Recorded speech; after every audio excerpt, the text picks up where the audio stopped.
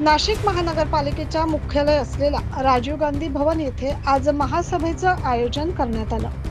या महासभेमध्ये शिवसेना ठाकरे गटाच्या नगरसेवकांना बोलू दिलं जात नसल्याने ठाकरे गटाचे गटनेते केशव पोरजे चांगलेच आक्रमक झाल्याचं पाहायला मिळालं। महासभा सुरू झाल्यापासून तब्बल 4 तास उलटून गेले।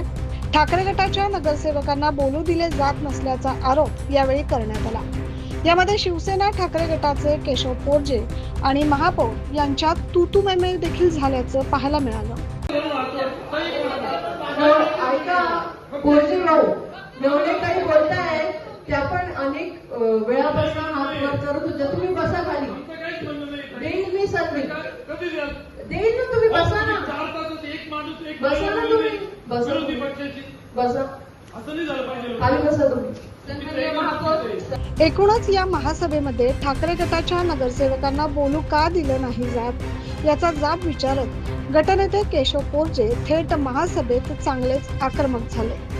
यावेळी महापौर हिंगवरी आडके यांनी मध्यस्थी केली। महासभा सुरू होऊन 4 तास उलटून गेले।